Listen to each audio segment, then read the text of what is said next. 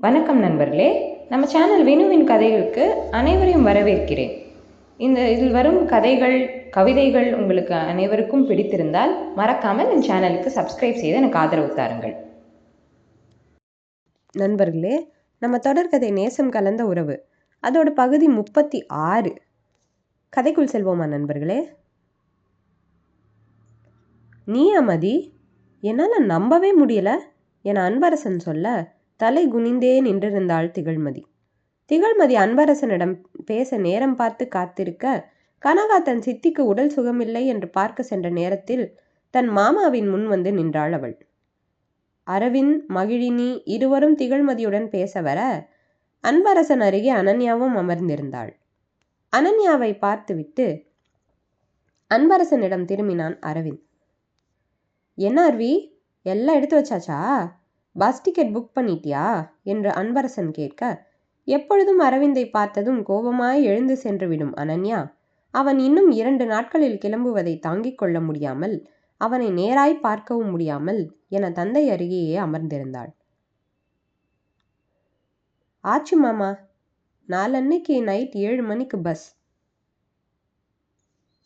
அக்காவும் மகியும் வராங்க என்று சொல்ல, வரட்டும்பா, நானுமே கொஞ்சம் உடம்பு சரியானதும் வந்து பார்க்குறேன் என்றார் கனிவாய். அருவி, அனு அன்னிக்கும் ஒரு டிக்கெட் போட்டிருக்கலாம்ல?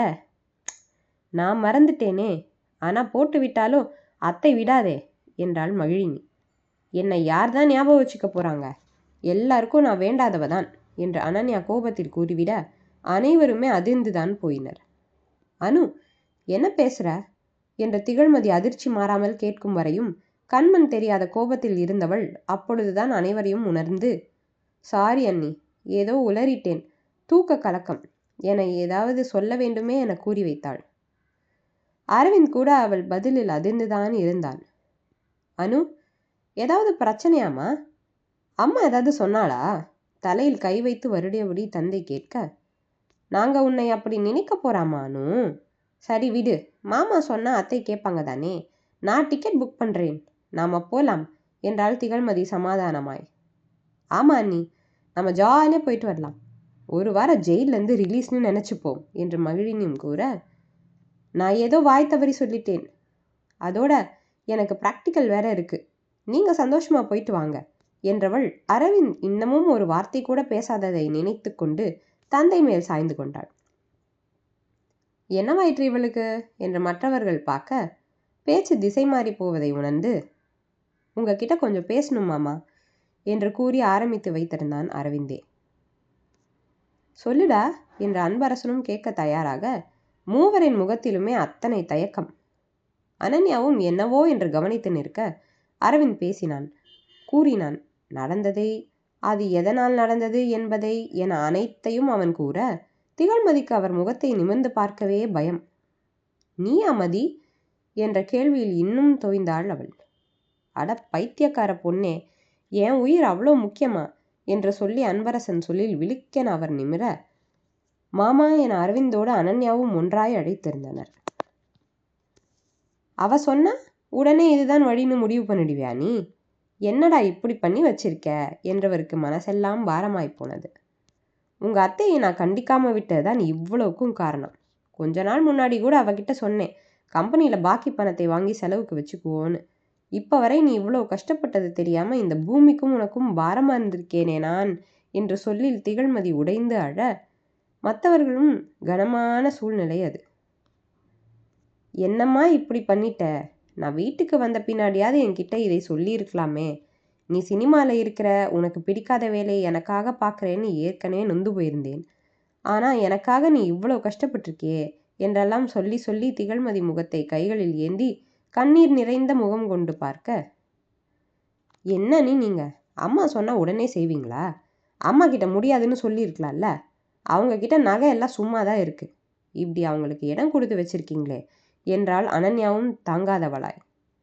மாமாக்குன்னு நான் எதுவும் பண்ணலையானோ? அந்த நேரம் கிடைச்ச வாய்ப்பு கடவுள் இதுக்காகவே கொடுத்த மாதிரி இருந்துச்சு. அதான் அத்தை கேட்கவும் நானும் சரின்னு சொன்னேன். இல்லைனா முடியாதுன்னு சொல்றதை தவிர எனக்கும் வேற வழி இல்லையே என்றாள் திகழ்மதி தன் பக்க நியாயமாய். மனைவி மீது அத்தனை கோபம். எத்தனை சாதாரணமாய் தன்னை சமாதானம் செய்தாள் அன்று எப்படி நினைத்தபோது கூடவே ஆரியன் மீதும் அவன் குடும்பத்தினர் மீதும் சந்தேகம். அப்போ உன்னை மிரட்டிதான் இந்த பொண்ணு பார்க்க வந்தாங்களா என்ன? அன்பரசன் அப்பொழுதுதான் தெளிந்து புரியாதவராய் கேட்க, அச்சோ இல்லை மாமா என அவள் அவசரமாய் மறுக்க, அவங்களுக்கு பிடிச்சதுனால தான் அக்காவை வீட்டுக்கே கூட்டிட்டு போயிருக்காங்க மாமா. அவங்க அம்மா கிட்ட கூட ஆரியன் சார் எதையும் சொல்லிக்கல போல. இப்பதான் அவங்களுக்கு எல்லாம் தெரிஞ்சிருக்கு. இவ்வளோ நாளும் அவங்களும் காத்திருந்து இருக்காங்க அக்காக்காக என்று சொல்லி அரவிந்த் திகழ்மதியை பார்க்க, மதி நீ வேற வழி இல்லாம இல்லை இப்படி பேச்சு வந்துடுச்சேன்னு எதுவும் பயந்துதான் எல்லா கல்யாணத்துக்கு சம்மதம் சொல்லலையே என அவளுக்காகவே கேட்டு நின்றார் அன்பரசன். இல்லை என தலையசைத்தவள், எனக்கு அவங்கள பிடிச்சிருக்கு மாமா என்று திக்கி திணறி கூற சிறு நிம்மதி அவருள். நான் வேண்டான்னு எவ்வளோ விலகி நிற்கத்தான் பார்த்தேன் மாமா, ஆனால் முடியலை. சாரி, உங்ககிட்ட சொல்லலை, எனக்கு அப்போ தைரியம் இல்லை. இப்போ சொல்லாமல் கல்யாணம் பண்ணிக்க இஷ்டம் இல்லை என்றவள் இன்னும் மாமாவின் முகம் பார்க்க தயங்கினாள். தன்னை புரிந்து கொள்வாரா என புரியாமல். இன்னமும் உன் ஆசைக்கு விருப்பத்துக்கும் நான் தடையா இருப்பேன்னு நினைக்கிறியா மதி என்றவர் மதியின் கைகளை வாஞ்சியாய் தொட, நீங்க அப்படியெல்லாம் நினைச்சதே இல்லையே மாமா, நான் போய் உங்களை என்றவள் பேசும் முன், இவ்வளோ நாள் உங்களை சரியா கவனிக்கல. நான் வேலை வேலைன்னு கவனிக்காமல் விட்டது என் தப்பு. இனி என்னோட முதல் வேலை உங்களை பார்த்துக்கிறது தான். மாமா கிட்ட சொல்லிட்டல்ல, உன் அப்பா நடத்துகிற மாதிரி கல்யாணம் நல்லபடியாக நடக்கும் என்றவர். அப்போது கல்யாணம் சிம்பிளாக வைக்க சொன்னது, அவங்க சொந்தக்காரங்களை கூப்பிடலைன்னு சொன்னது கூட இதனால தானா என எல்லாம் புரிவது போல கேட்டு வைக்க, சிறு புன்னகை கொடுத்தவள் ஆமாம் என தலையாட்டினாள். சரிதான், மாப்பிள்ளை அம்மா செல்லம் போல.